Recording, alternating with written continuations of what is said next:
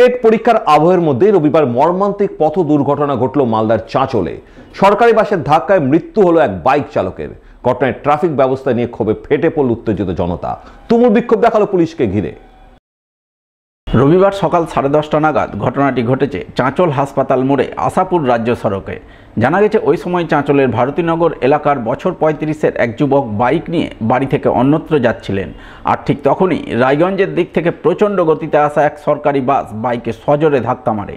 ফলে ঘটনাস্থলে বাইক চালকের মর্মান্তিক মৃত্যু হয়। ঘটনার পরপরই ঘাতক বাস ছেড়ে চালক চম্পট দেয়। ঘটনায় উত্তেজিত জনতা বাসটিতে ব্যাপক ভাঙচুর চালায়, পাশাপাশি অবরোধ করে বিক্ষোভ দেখাতে শুরু করেন। পরিস্থিতি নিয়ন্ত্রণে পুলিশ ঘটনাস্থলে পৌঁছালে উত্তেজিত জনতা প্রথমে পুলিশকে ঘিরেও তুমুল বিক্ষোভ দেখায়।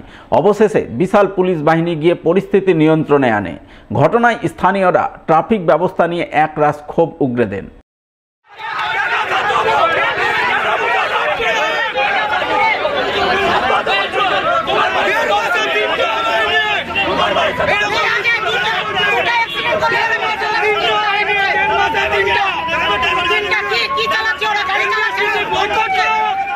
অবশ্যই এখানে স্টেট বাসের দোষ। স্টেট বাসের ড্রাইভাররা চাঁচলে এটা নিয়ে 3বার অ্যাক্সিডেন্ট হলো। এবার 3বার অ্যাক্সিডেন্টটা নিয়ে আমাদের চাঁচলের কর্তৃপক্ষের প্রশাসনকে বলবো স্টেট বাসে একটু দেখা উচিত, এইভাবে বাস চালানোটা ওদের বন্ধ করানো উচিত। এত গতিতে ওরা লোকালে এইভাবে বাস চালানোটা অ্যাটলিস্ট বন্ধ করানো উচিত। খুব বাজেভাবে ট্যাকল করছে চাঁচলের বাস সেটাতে। স্থানীয়রা অভিযোগ করছে বাস চালক মদ্যপ অবস্থায় ছিল। সেটা এখন আমরা বুঝতে পারিনি, কিন্তু এটা নিয়ে 3বার অ্যাক্সিডেন্ট হলো স্টেট বাস দিয়ে। কোথাও কি ট্রাফিক ব্যবস্থা একটা গাফিলতি দেখা যাচ্ছে? অবশ্যই ট্রাফিক ব্যবস্থা গাফিলতি, এটা প্রশাসনের দোষ। অবশ্যই বলবো প্রশাসনকে এই জিনিসগুলো একটু ভালো মতন দেখা উচিত। এটা একটা হসপিটাল মোড়, এখানে সমস্ত ডক্টর এসরা আছে। স্টেট বাস এখানে এত স্পিডে যাওয়া আসা করে কোনো মানে হয় না। এটা একটা ন্যাশনালও না, এটা লোকাল এরিয়াতে এইভাবে বাস চালানোর কোনো মানে হয় না। ওদের এমন মনে হয় দূর থেকে ঠিক আসবে, এখানে যেই চাঁচলে ঢুকলো স্পিড বেড়ে গেল, এমনটাও হয়। কোনো কন্ট্রোল নেই স্টেট বাসের। এটা নিয়ে প্রশাসনের কাছে আবেদন করবো, একটা জরুরি ব্যবস্থা করা উচিত।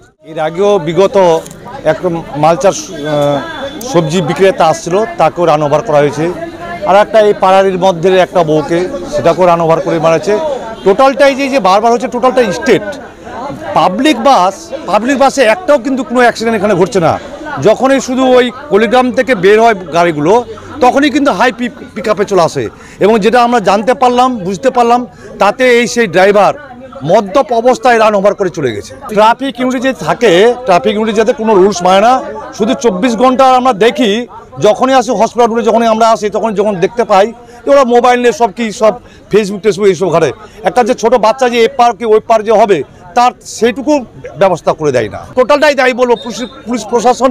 এখানে জনবহুল এরিয়া, হসপিটাল মোড়, এখানটায় কোনো রকমের সে ব্যবস্থাটুকু নাই। আমরা চাইছি ওর যে ফ্যামিলির মধ্যে যে ছেলেটা মারা গেল সুজিত রায়, সেই ছেলে একমাত্র ওই রোজগারি ওর ফ্যামিলির মধ্যে, ওই যে চলে গেল, এবং তার বউ বাচ্চা কী হবে ভবিষ্যতে, এটাই আমরা সরকারের কাছে আবেদন করছি এবং স্টেট ট্রান্সপোর্ট এবং প্রশাসনের কাছে আবেদন করছি তার জন্য একটা সুযোগ্য সুব্যবস্থা যেন করে সরকারের পক্ষে, এটাই আমাদের আবেদন। এবার ভিন রাজ্যে মালদার শ্রমিককে খুনের অভিযোগ। ঘটনায় মৃত শ্রমিকের নিথর দেহকে ঘিরে শোকের ছায়া মালদার কালিয়াচক 2 নম্বর ব্লকের বাঙ্গিটোলা অঞ্চলের সাদিপুর মোল্লাপাড়া এলাকায়। জানা গেছে মৃত শ্রমিকের নাম আলিউল শেখ, বয়স 36 বছর, বাড়ি বাঙ্গিটোলার সাদিপুর মোল্লাপাড়ায়। পরিবার সূত্রে খবর, তিনি বেশ কিছুদিন আগে মুম্বাইয়ে রাজমিস্ত্রি হিসাবে শ্রমিকের কাজে যান। তার সঙ্গে ছিলেন তার ভাগ্নে মহিদুল শেখ। পরিবারের অভিযোগ, আলিউলের ভাগ্নে মহিদুল শেখ গ্রামেরই রাইসুল নামে এক ঠিকাদারের কাছে টাকা পেতেন। সেই পাওনা টাকা দাবি করায় ওই ঠিকাদার তাকে মারধর করতে শুরু করে। তাই ভাগ্নেকে বাঁচাতে তার মামা আলিউল শেখ এগিয়ে যান। অভিযোগ, ওই সময় রাইসুল আলিউলকে প্রচণ্ড মারধর করে, মাথায় সজোরে আঘাত করে। সেই কারণেই আলিউলের মৃত্যু হয়। এই ঘটনায় মুম্বাই পুলিশ অভিযুক্ত ঠিকাদার রাইসুল শেখকে গ্রেপ্তার করেছে। এদিকে মৃত শ্রমিকের নিথর দেহ শনিবার রাতে কফিনবন্দি অবস্থায় মালদার গ্রামে পৌঁছায়। ঘটনায় পরিবারবর্গ কান্নায় ভেঙে পড়ে, শোকের ছায়া নেমে আসে গোটা এলাকায়। আমার স্বামীকে মেরে ফেলেছে, মুম্বাইয়ে মিস্ত্রির কাজে গেছিল। আমার স্বামী তো কোনো দোষ ছিল না, ভাগনাকে ছুটে দিয়ে মেরেছিল। আমাদের গ্রামেরই আছে, সূর্যি বলে রাইসু বলে। থানাতে ওখানে তো অভিযোগ হয়েছে, তো শুনতে পাচ্ছি কি ধরেছে 10 বছর থেকে বাইরে খাটে। কোটা ছেলে মেয়ে আপনার? তারা কি পড়াশোনা করে? পড়াশোনা করে। হ্যাঁ, আমার স্বামীর ইয়াতে চলে, আমার কেউ নাই, শ্বশুর কেউ নাই, আমরা 5টাই লোক বাড়িতে। আমাকে একটা কোনো কাজ টাজ যেন আমি বাচ্চাকে মানুষ করতে পারি, বাচ্চার কিছু। যারা মেরেছে তাদের কি চাইছেন আপনি? শাস্তি চাই আমি, বাচ্চা থাকে। আমি টাকা পাচ্ছিলাম কার কাছে? রাইসুলের কাছে। কিসের কাজে টাকা পাচ্ছিলাম, ধরতে গেছিলাম, আমাকেও মারধর করে, আমার মামাটাও আসলো, আমার মামাটাকেও মারলো।